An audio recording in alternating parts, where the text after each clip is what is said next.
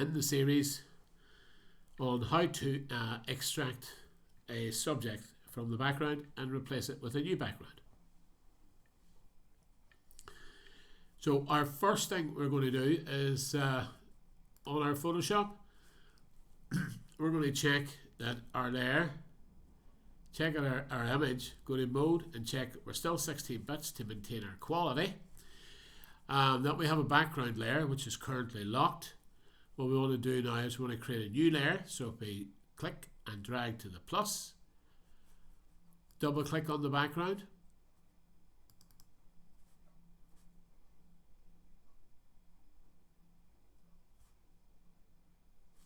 and we're going to name this layer master. And when we click OK, the lock will disappear. This background is now going to be called Liquify, L-I-Q-U-I-F-Y. And what Liquify does, it allows it to carry out some adjustments to the subject in terms of facial or body adjustments. And we're going to select that from our filter menu at the top of the screen. So with Liquify selected, we select filter, select Liquify, and when we do this, it will start off a program in the background, and you should see another screen coming up let you know what elements you can adjust. Now we're going to see our photograph, and we're going to see over here that we can effectively change, it's detected a face, and we're able to change these characteristics of the face. And as far as the body is concerned, we've got a little adjustment tool here, a forward warp tool, which will allow us to make any adjustments if they're necessary. This particular subject really doesn't require that much of adjustment, and I'm just going to carry out a couple just to let you see how it's done. We're going to go across to the eye, and I'm going to put in 20% everywhere in terms of the eye size and width, and this is just to let you see the adjustments on screen. We're going to put on 20 on the nose and 20 on here, and we'll give him a smile of 30, just a wee crafty smile at the bottom there, and we're going to say OK.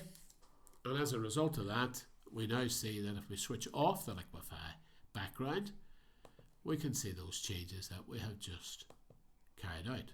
We can see that the eyes have changed, we have tucked the side of the body, and we have applied a small smile. What I suggest you do now is that with that layer, we want to flatten it. I'm not going to change that, so let's flatten it. And from the background, we're now going to prepare to extract the subject. So by double clicking on it, we're going to call it background. We're going to call it master, sorry. And when we say OK, the lock disappears. So we're going to make a copy by dragging it to the plus, and we're going to make this, we're going to call this, it's going to call subject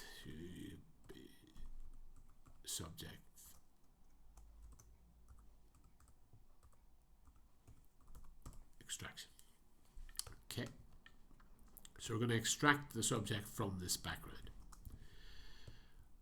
Remember, the next thing we want to do is we want to, with the subject selected, we're going to go up to select and click on subject.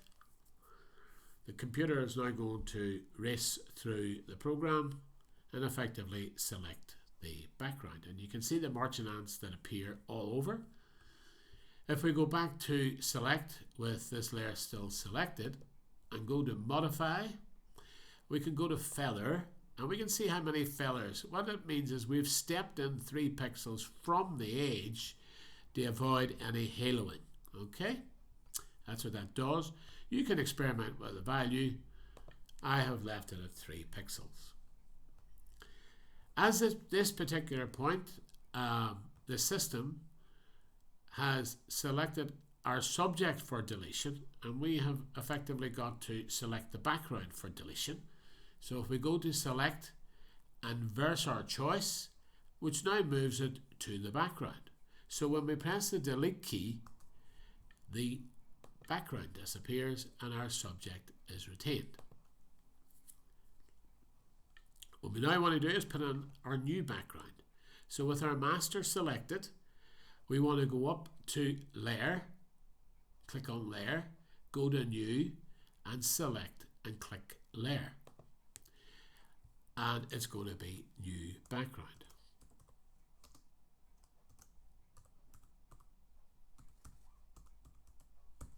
And for this case, it's going to be black.